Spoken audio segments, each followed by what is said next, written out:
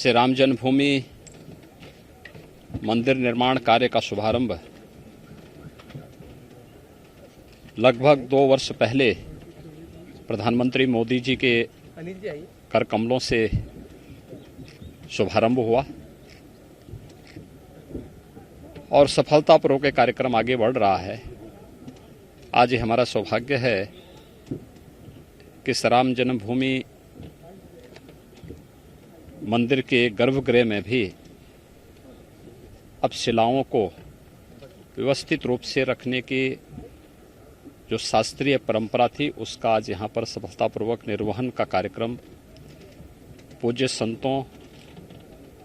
और मंदिर निर्माण से जुड़े हुए न्यास के पदाधिकारियों की उपस्थिति में आज यह कार्य भी प्रारंभ हो चुका है। अब मंदिर निर्माण का कार्य द्रुत गति से आगे बढ़ेगा और सैकड़ों वर्षों की जो भारत की आस्था जिस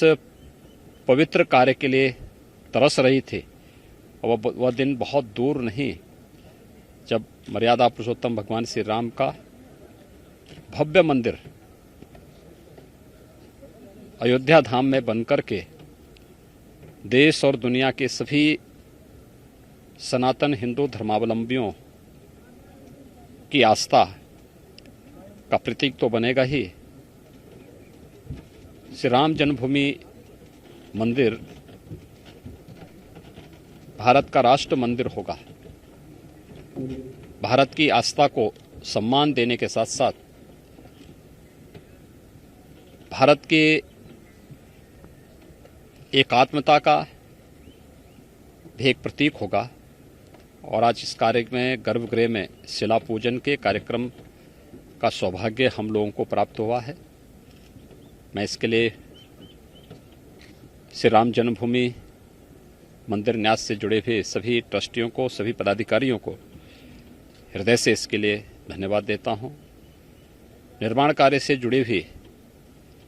जो कार्यदायी संस्थाएं हैं विगत 1.25 वर्ष के अंदर बहुत तेजी के साथ उन्होंने इस कार्यक्रम को आगे बढ़ाया है और हम विश्वास के साथ कह सकते हैं कि प्रधानमंत्री मोदी जी के मार्गदर्शन में उनके करकमलों से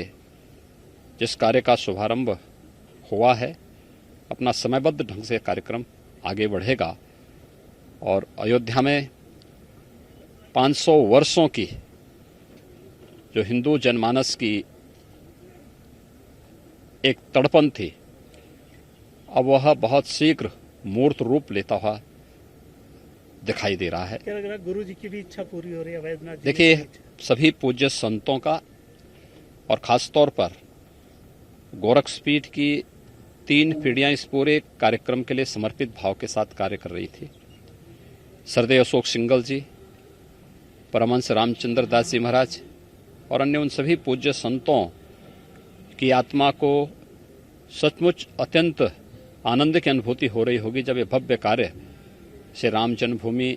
मंदिर न्यास के नेतृत्व में, निर्देशन में यह भव्य